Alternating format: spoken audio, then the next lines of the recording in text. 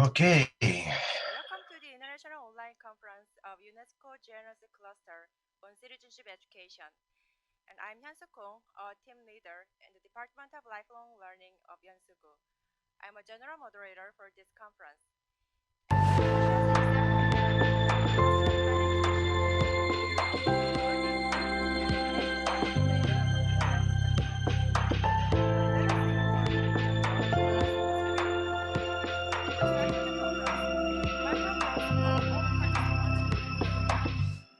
Speakers will be unmuted before their presentation after joining Zoom. Please change your name.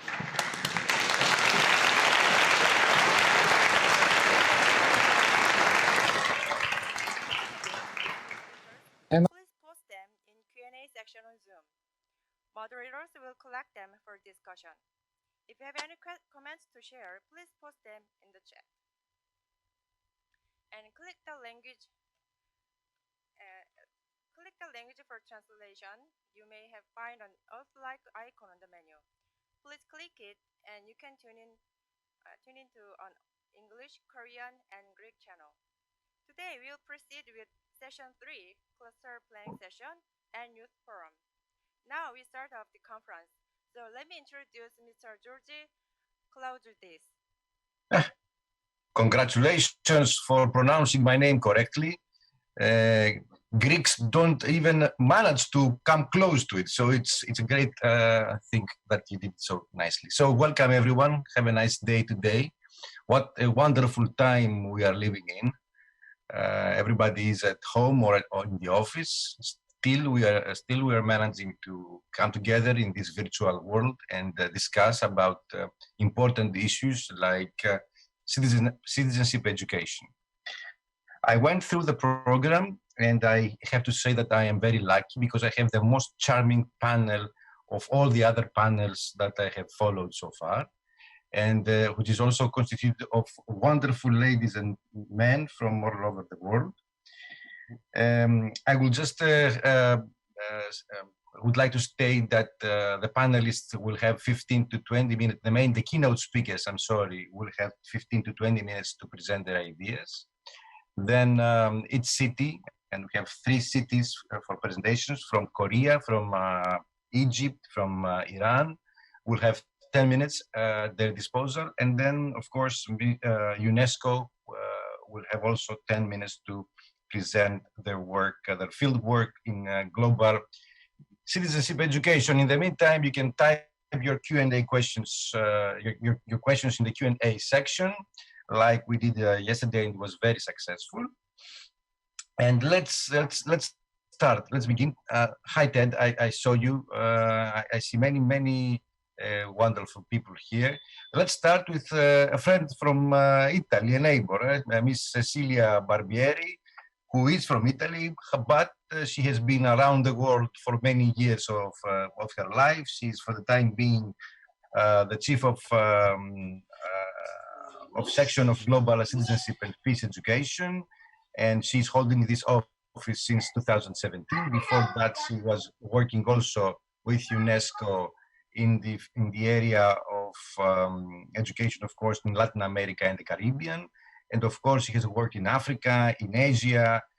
I wonder why she hasn't worked in Greece yet, because she has been all over the world, but she has never come to Greece and work so far. But this is a good opportunity to discuss with her, to listen first of all to her ideas and her work, and then we will ask questions, see if we have any to Ms. Barbieri through the Q&A, as I said before.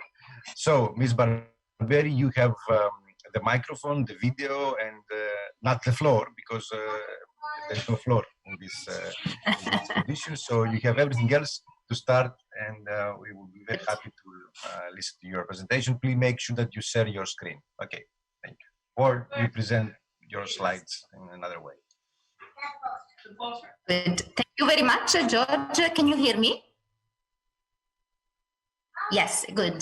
Thank you very much. And well, I hope I will soon be coming to Greece as well, perhaps working with you over there, looking at all the interesting things that you're doing. So, well, thank you very much. And I would like to greet all the distinguished panelists, the participants, all the colleagues, and thank you really very much for having me joining you this morning for the opening of this second day.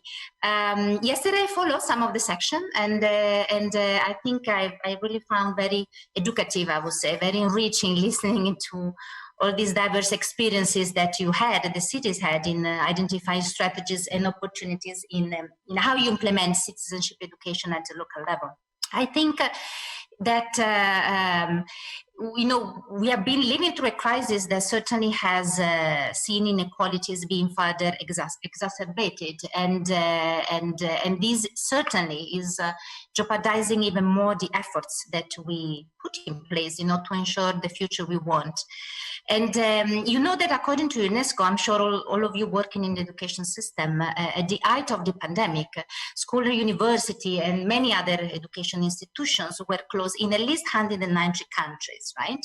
So this disrupted the education of 1.6 billion students, with not only millions of young people unable to continue learning, and adults as well, but also with a big risk, estimated at about 24 million children and youth that are at risk of dropping out of school due to this to the pandemic and the economic impact that it is having. So I think this recent crisis really has highlighted the critical role of education in two areas in particular. One is how to provide safe haven for students, and especially the most marginalized ones, learners in general. And I think yesterday we heard quite a lot about that.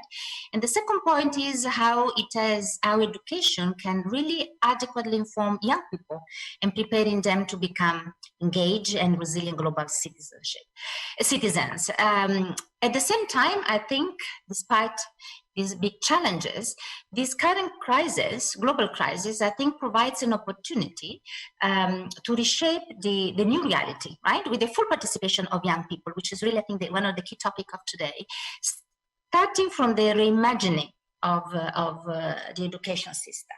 We know the decisions and actions taken now will certainly have long-term consequences for education and for sustainable development. And I was reading actually with a lot of interest the survey that was undertaken and that my colleague Raul presented yesterday. I think the findings are really interesting. And in particularly, I was noticing that children are considered the #1 target group of citizenship education at city level, and with youth, adults and youth coming shortly after. So I think children and youth really are the main group that you are addressing when it comes to this exercise of citizenship. So since today we start our discussion, right, under this overall theme of citizenship education and the digital age, and we'll continue looking at the issue of youth, democracy and participation. I just want to make a few comments and give a few messages and talk about a recent initiative that we have that I would like to share with you. And I think the day will really look at the power, right, of young people. And I think the energy, the hope, the resourcefulness and the intelligence among young people that we have seen also in this period, I think really make them at the forefront of this big seismic change that we want to create. And I think their creative and bold and brave actions allow me, being Italian, to say that they are very well captured by the words of Leonardo da Vinci. You know, last year it was the 500th anniversary of the death of Leonardo da Vinci. And Leonardo da Vinci said that it had long since come to my attention that people of accomplishment rarely sat back and let things happen to them. They went out and happened to things. And I think this is really what we are witnessing today with the younger generation, right? The youth that are going out and things happen. And we have really seen that all around the world. And I think that their ideas and action really will mature and develop into futures we hope that are much more inclusive and egalitarian and sustainable. And why this matter? Actually, during the recent commemoration of the 75th anniversary of the United Nations, perhaps some of you have seen the document that came out of that. It was highlighted that literally, I quote, for too long, the voices of youth have been sidelined in discussions about their future. And this has to change now through meaningful engagement with youth. And this is also the recommendation from the International Commission on Futures of Education as part of its report, Education in a Post-COVID World, 9 Ideas for Public Actions, that was released some months back, that highlights the need to promote student, youth, and children's participation and rights, and prioritize the participation of students, young people broadly in the co-construction of desirable change. This is, as you know, this is an international commission that is preparing this report for UNESCO on futures of education that will be released next year. Now, according to the 2019 WISE Education Barometer that surveyed about 9,500 young adults in 20 countries across region, from Middle East to Africa to Europe to the Americas, 85% of young people surveyed expressed concern about global challenges affecting their future and feel responsible for addressing them. However, less than half of these young adults feel empowered to understand the big societal issues, that was the 48% of them, and to take action and find solutions to these big challenges, to these big problems, about 43% of that. And that's why we go back to the essential element of the right to participation. We need to remember that Article 12 of the UN CRC establishes the right of every child to have a say in matters which affect them, whether in or out of school, as well as to be involved in decisions that affect them. And I can see actually that, listening to the intervention of the various cities, I really have to acknowledge that the important attention that is placed is growth. And the right to UNESCO Global Citizenship Education, which aims, as we know and as we heard, to be transformative and empower learners to become champions for just, for peaceful, for democratic society. So learning about and practicing participation and civic engagement is clearly not only about theoretical knowledge of global citizenship, but also about learning the values, the skills, the attitudes, the behaviors, and the critical understanding that prepare young people for life as active citizens. As UNESCO, we do that through promoting really holistic learning strategies, pedagogies, and approaches that are based on the 3 domains of learning: cognitive, social, emotional, and behavioral, equally important. Now, coming to what we have been doing recently, which I really would like to share with you. We have been conducting, together with a partner agency, which is UNODC, a series of dialogues in the last few months with policymakers and youth to hear what they want from the education system in the post-COVID-19 future, and in particular, to hear how their voices can be heard and empowered to take action in favor of fairer societies. So far, we had 2 of this dialogue, one in Central America and one in South Asia, and there will be Europe and the Arab states are coming. And this is part of a partnership that we have with UNODC to educate children and youth about their rights, to make sound ethical judgments and empower them to really promote a just society through education for democracy and rule. And UNESCO will be releasing next week the preliminary findings of a research study conducted with the Council of Europe and the University of Roehampton, and I can see that Professor Brioni Hoskins will be with you all today. She's very much part of this initiative. And this is a research on the impact of the pandemic on student voice and civic participation. And this is a survey that builds on an overall survey with about 1,000 teachers across European and Arab states countries, as well as case studies on schools in 8 countries involving students and teachers. And namely, these are France, Greece, by the way, Greece is there, Jordan, Lebanon, Portugal, Romania, Tunisia, and the United Kingdom.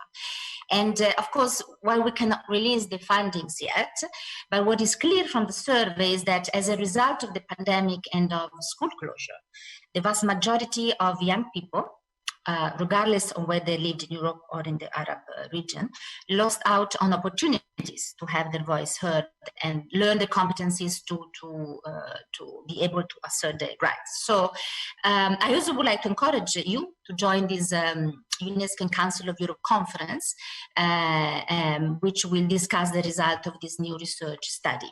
And another key and related item for the discussion at this forthcoming event will be how the digital revolution has deeply transformed individual and social relations, information, the communication that we have, learning and understanding, as well as civic participation, interaction between young people, teachers, governments, and educational institutions.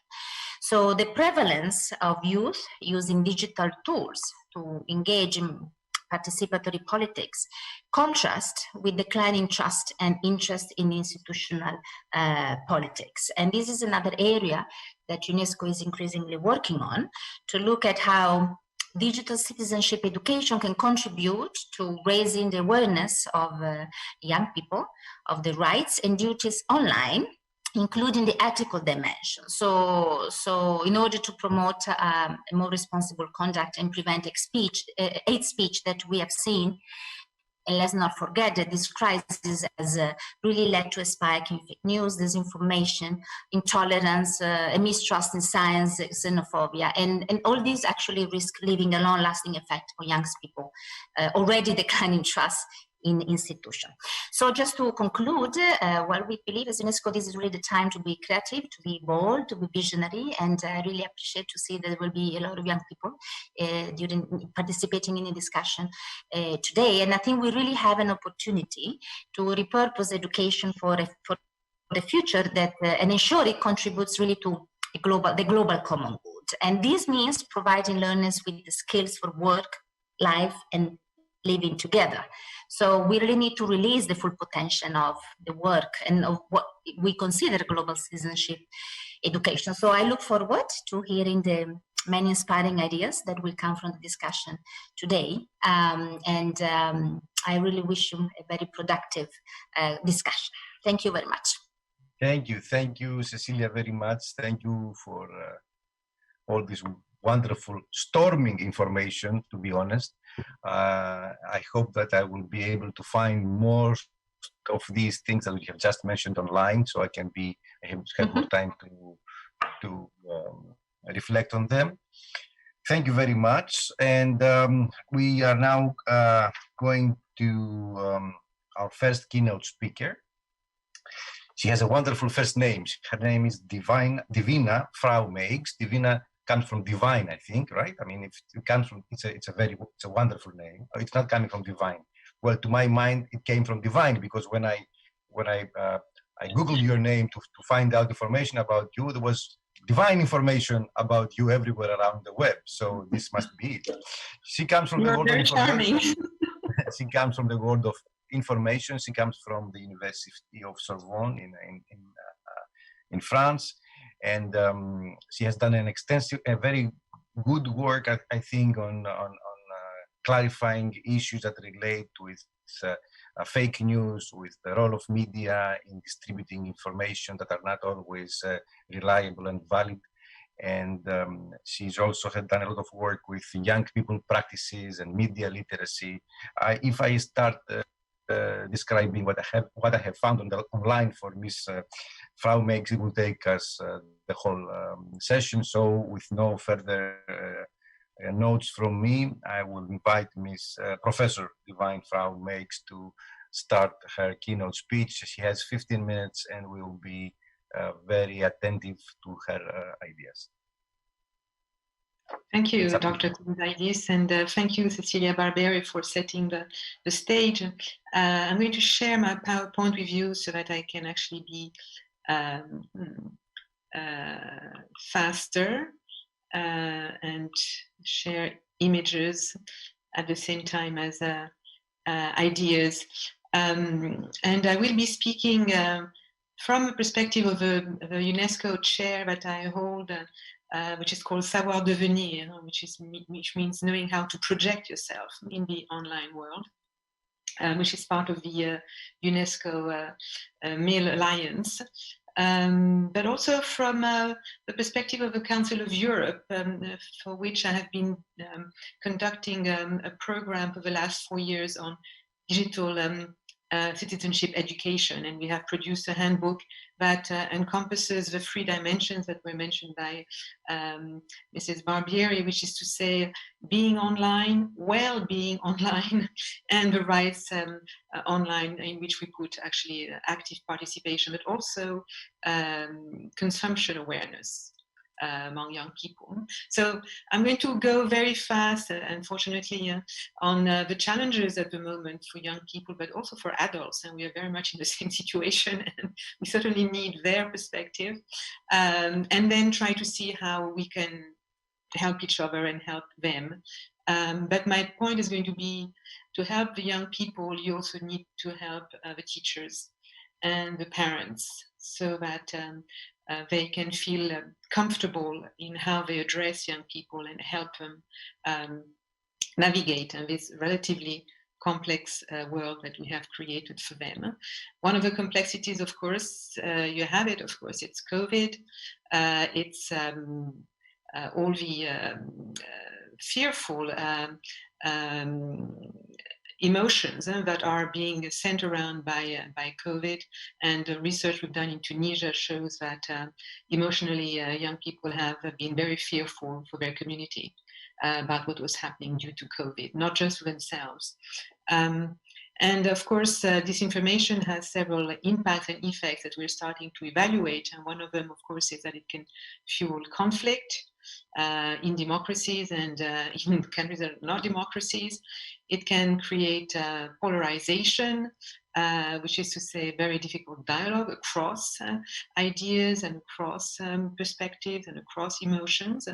And the emotions that are rattled by disinformation are anger and fear. Anger makes you become more violent, and fear makes you become more fearful, which is to say that you end up not behaving and making decisions in a calm way.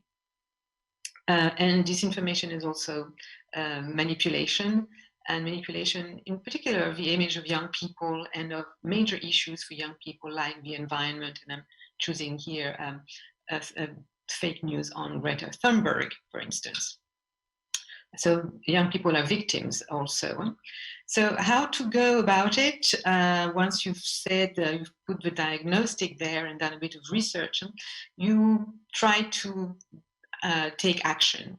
And what we did, and one of the examples I want to showcase for you, is that we teamed up with other partners, like journalists, we being my NGO, Savoir Devenir, with a set of other universities in Sweden, Spain, Romania, this is all of Europe, to provide a tool, which is a verification tool, that is used for journalists, and make it user-friendly for teachers and for communicators and moderators at large. As we did that, and this is what the tool does, it gives you several strategies like similarity search, forensic search in case images have been tampered with, etc. And you get to spot a fake, which is a way of telling young people, you don't have to just be on the victim side. You can also take action, and when you have a gut feeling that something is fake, you can check it, and you'll see that we want to go further away on that.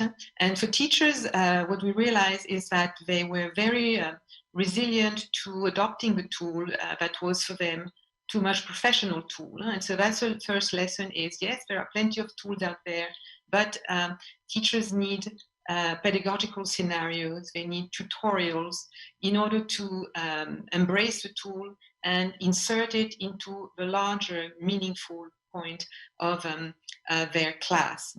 And that's what I would say media and information literacy is about within digital citizenship education. It's about dialoguing with tools that are becoming smarter and smarter, mimicking cognitive processes, and making them available to teachers without extra long training, which is what we need now, a sort of rapid response, a mechanism, trusting teachers in a second time to incorporate it in a larger way in their own way of processing with the class, dealing with the young people. And as a result of all this collaboration, we've changed the tool actually to make it more male-friendly, media and information literacy friendly. Now we have a whole database of known fakes and debunks with the user guide, and teachers were asking for that. We want examples, a lot of them. We can't do the work ourselves. They get a chatbot, an assistant, entries into understanding the deep fake world that fascinates young people but is very hard to explain. And we are hoping to get an app, but that's for the future. But definitely young people require it on the mobiles, because that's where young people get their information more and more mobile. So we have to go where they are instead of hoping that they'll come to us. So we have to be careful. And also to motivate young people, what we found is that just giving the course was not enough. And that in fact, so we ended up creating a game, and this is a strategy we use all the time in media and information literacy, and particularly at Savoir Devenir. We create serious games that are going to give missions and challenges to young people and introduce them to the tool via missions. And because in fact what they like is to become ambassadors or to become detectors or to become active and to be made feel that they are proactive even in their learning process. And this is where serious games and gamification can be very interesting. And it's on a second step only that we bring in the concepts, we bring in the competences, we put words on their experience, but their experience with the tool and with the disinformation problem comes first. And then little by little, we tell them, yeah, you see, it works like your brain.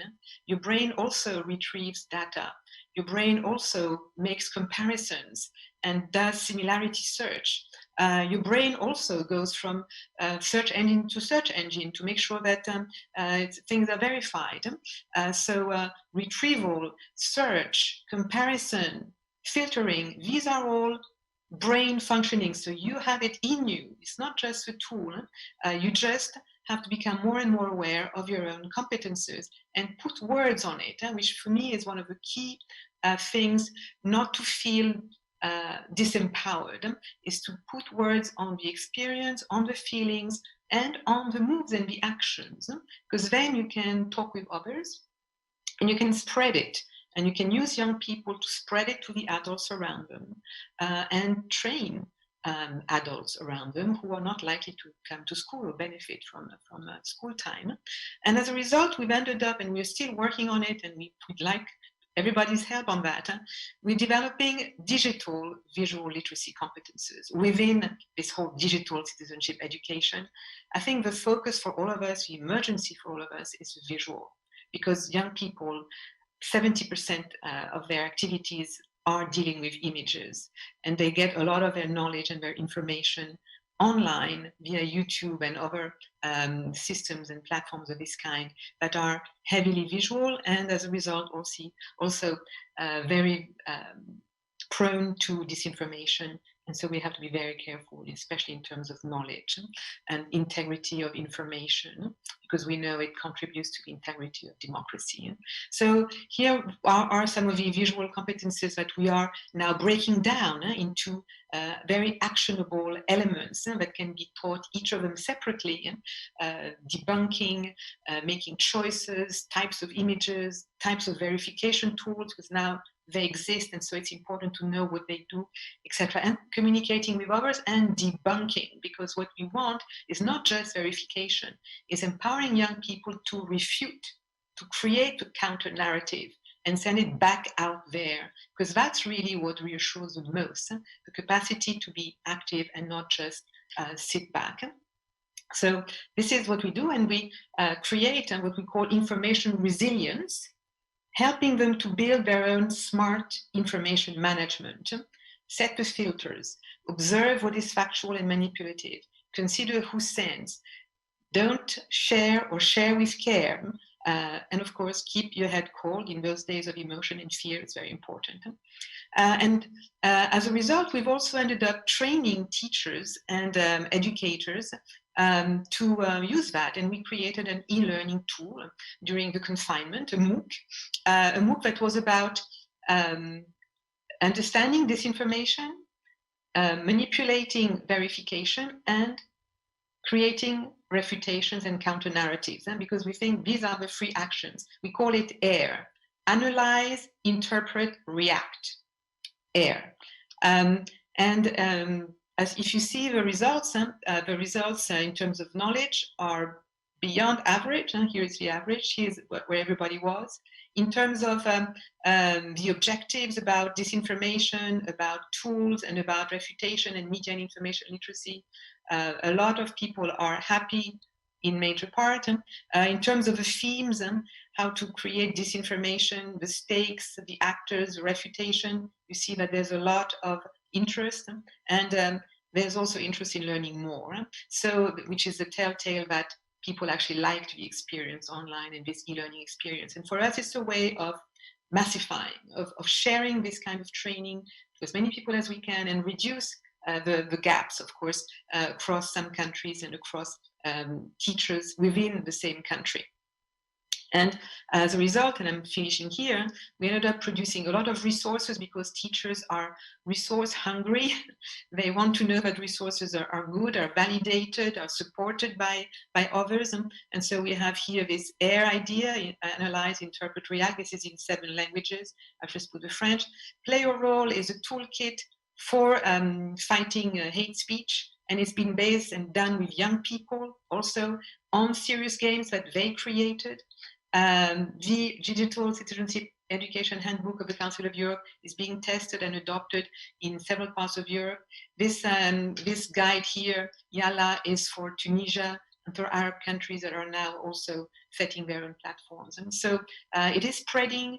We are trying to give a very consistent idea of what media and information literacy is about, embedding it in this general citizenship notion.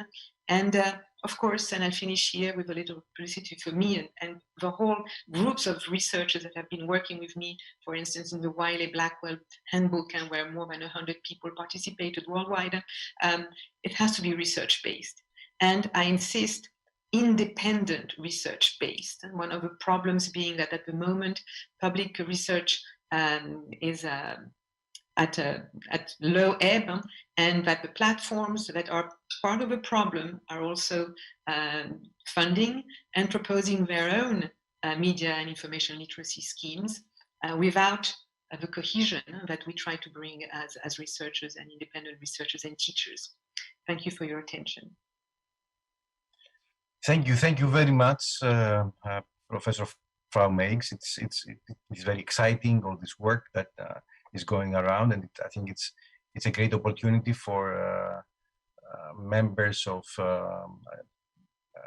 different cities, members of different cities, responsible people from different cities that are watching this session, to find out that there are tools out there that can help them really to promote the idea of digital skills for the young and for the adults, because disinformation, as you very well noted, can create polarization, and we saw that in the recent US elections.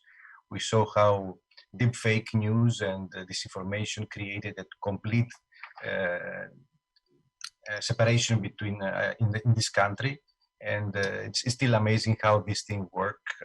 I'm sure that you follow the news and you know very well how deep fake information are affecting, especially the US, where media and social media have a major part in creating knowledge, actually, not only communication, but they create knowledge, and that's more important. Thank you very much, Professor FrauMeigs. And now we have the city presentation. We have the city of Bucheon from the Republic of Korea, and Miss Jeong Kim. I'm sorry if I pronounced your name wrong. We'll now have the next 10 minutes to present what they are doing in their city. 안녕하십니까. 부천시 평생학습센터 소장 김수정입니다. Well, good morning. I am Kim Soo-jung, the head of Lifelong Learning Center of Bucheon City. I'm very pleased to present our city's case at this conference. I'd like to sincerely thank Larissa City, yeonsu-gu, and UNESCO UIL for the invitation. Digital literacy was touched upon by the Professor Divina's keynote speech, which was very impressive. I would like to introduce to you our city. Bucheon City is adjacent to Seoul. It is a satellite city with a high population density, with a 40,000 population. And Bucheon City has a time-honored tradition of a society movement and various networks. And also there is a UNESCO, a cultural city, and so on. So there is an active engagement of the citizens that is happening. And also, Bucheon City's vision for lifelong learning, as you can see here. And also it is affiliated with the city.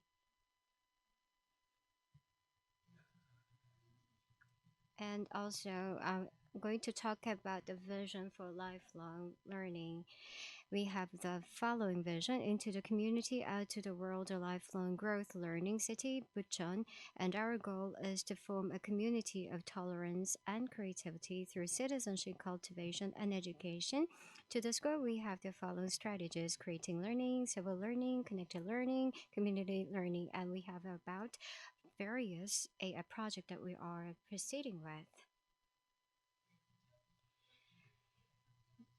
2020, this year's slogan for lifelong learning is lifelong learning for community awakening. Now, I will touch upon a project that our city initiated this year. It's called Digital Era, Improving Citizenship. Our society, in terms of a political system, has achieved democracy, but in terms of life and culture, the democracy has not yet deeply rooted. Due to deeply rooted Confucian culture and patriarchy, there are persistent discrimination against the generations, genders, and race. There is a lack of community spirit of as neighbors and members of the community beyond just me and my family. Therefore, to overcome the issue of community autonomy, participation, empathy to others, and increase the sense of awareness of respected and care, recognizing differences are needed. In particular, due to recent COVID-19 outbreak, they have become very urgent needs to be addressed in the global society to ensure coexistence of humanity. The engagement in addressing environmental issues, enhancement of global citizenship are required.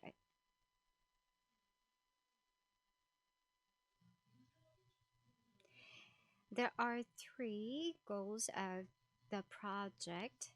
There are three parts. First, fostering global citizenship. The improvement of global citizenship is based on the improvement of citizenship in the region, so we have decided to enhance local citizenship.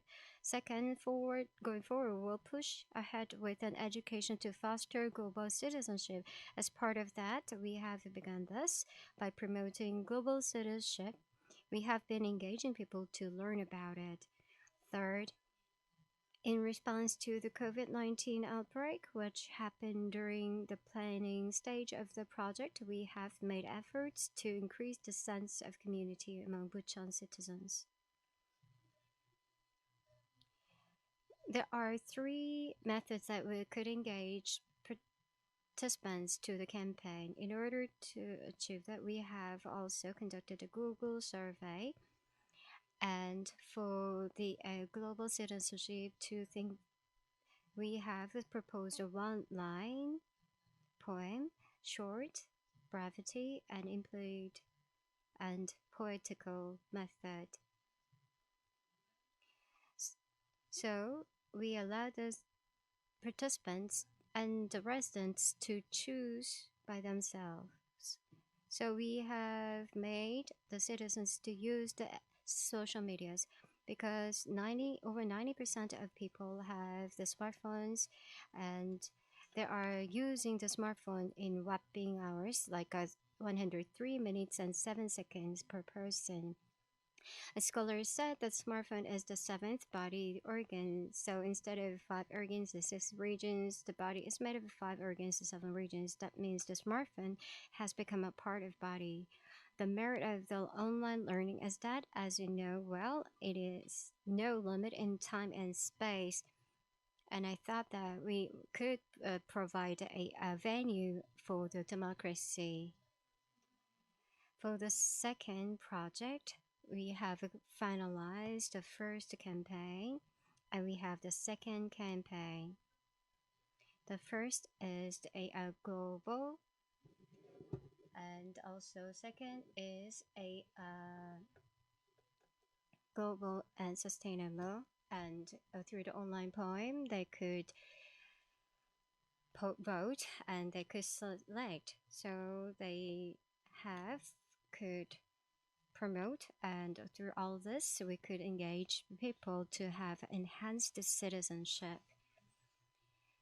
Next, I'm going to talk about some of the selection results. There are about 11.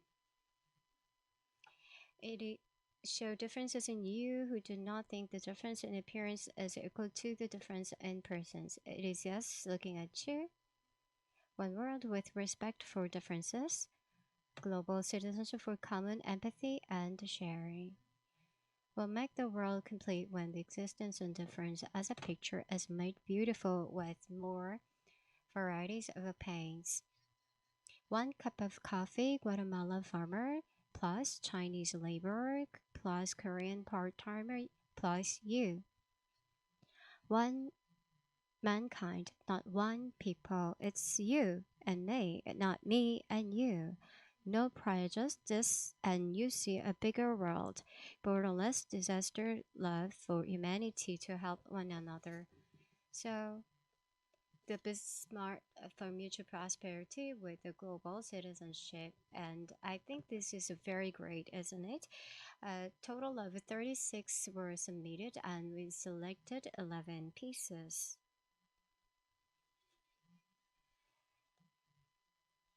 From all this process, with the participation of our citizens, we have a meaning that we could promote democratic participation of our citizens. There were citizen participation via contest and voting. Second, we made most of the social media platforms, so we could enable the participants to access easy through the online platform. Next, in order promotion for us to practice it, and we had longer perspective, and we are conducting the second round, and next year we're going to launch again. Through the a convergence, we're going to have an integration of the global citizen. That is the goal.